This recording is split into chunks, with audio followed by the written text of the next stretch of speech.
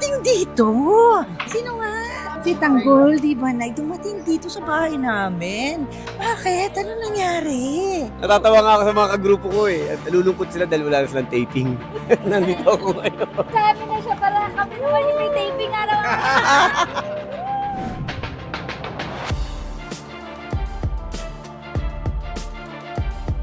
Hello mga kabatang kapo, this is Ali, your CCM reporter at andito ho tayo ngayon sa bahay ng Benito para kunan ang pagkikita ng buong pamilya ng Benito at ni Tanggol.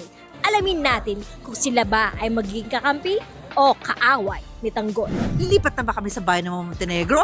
Bakit hindi? May aircon doon. Mas malamig. Abangan nyo yan. Abangan nyo ang mga susunod pang mga episodes ng Batang Quiapo. Nako, ang tindi, di ba? Grabe. Oh. Grabe yun. O baka ipapatay kami nila Ramon at ni Don Julio. Pwede rin. Mapagmahal sa pamilya. Mandrugas. Malas. Laging pawis.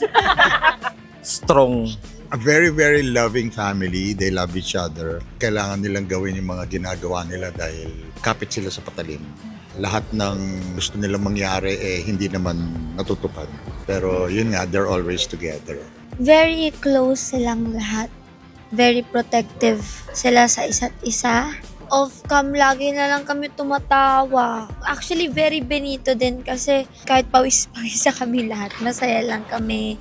Nagkakamali kami sa line sa amin, pero masaya lang kaming lahat. Benito, kahit ang dami na ng problema, may konti pa rin humor. Wala talaga. Kasi ito, mayaman na. Gwapo pa. May humor kami. I believe lahat kami funny in our own way.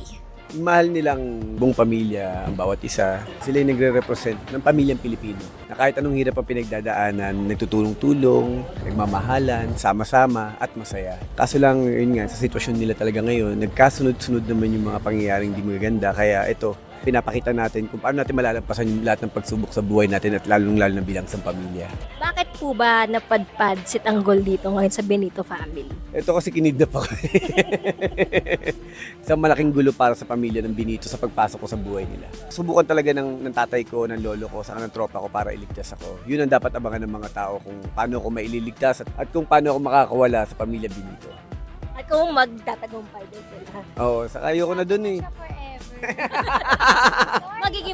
magiging jackpot ba Actually, ang Benito? Natatawa nga ako sa mga kagrupo ko eh. Kasi ang sinasabi nila, nalulungkot sila dahil wala na silang taping. Nandito ako ngayon.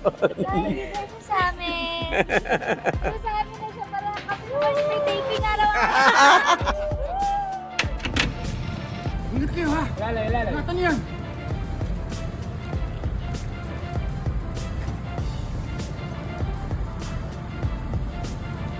Cut! Bilis! Cut!